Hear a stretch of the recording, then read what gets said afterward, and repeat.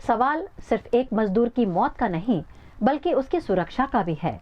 वडोदरा के सयाजी अस्पताल परिसर में निर्माणाधीन इमारत की 9वीं मंजिल से गिरकर 29 वर्षीय मजदूर की मौत हो गई, जिससे हड़कंप मच गया। वडोदरा के सयाजी अस्पताल परिसर में बहुमंजिला इमारत का निर्माण कार्य चल रहा है। इसी दौरान 9वीं मंजिल पर काम कर रहे 29 वर्षीय मजदूर जगंदू चौहान अचानक सीढ़ियों से नीचे गिर गए। साथी मजदूर उन्हें तुरंत सयाजी अस्पताल के इमरजेंसी विभाग लेकर पहुंचे, जहां डॉक्टरों ने उन्हें मृत घोषित कर दिया।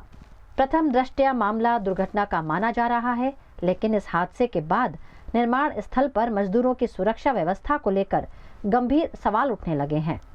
बताया जा रहा है कि इससे पहले भी इसी निर्माण स्थल पर सुरक्षा मानकों की अनदेखी के मामले सामने आ चुके हैं।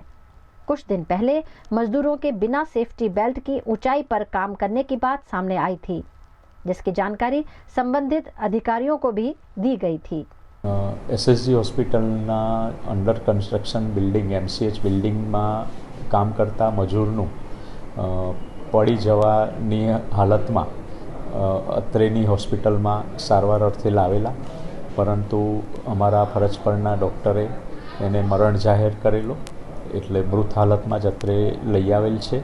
આ બનાવની પોલીસમાં જાણ કરી દેવાઈ છે અને સમગ્ર મામલાની પોલીસ તપાસ ચાલુ કરી દેવાઈ છે। જે હકીકત હશે એ પોલીસ તપાસમાં બહાર આવશે અને પોસ્ટમોર્ટમ પણ કરવામાં આવશે। એ પછી જ એનું કંઈક ચોક્કસ કારણ આપણે કહી શકીશું।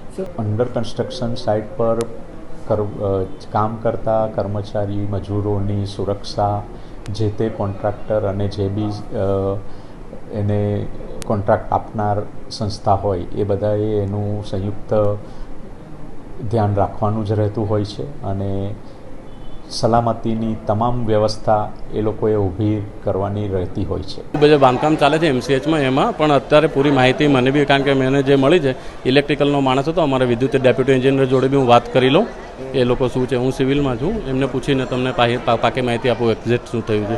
ના, આ એને લગતું નહીં, આ તો ખાલી ફ્લોર ઉપર કામ કરે, ત્યાં તો બહાર કામ કરતા બી નહીં, ઇન્ટરનલ કામગીરી હતું। અને જે પ્રાઇમરી જે છોકરાઓ કહે છે એ પ્રમાણે ત્યાં ખાલી 4 ફૂટ 5 ફૂટ હાઈટ ઉપર ઘોડા પરથી જ પડ્યા છે, પણ કદાચ એટેકને લીધે થયું એવું કહેવામાં આવે છે, પણ મને પાકી માહિતી નથી। હું પાકી માહિતી વગર કંઈ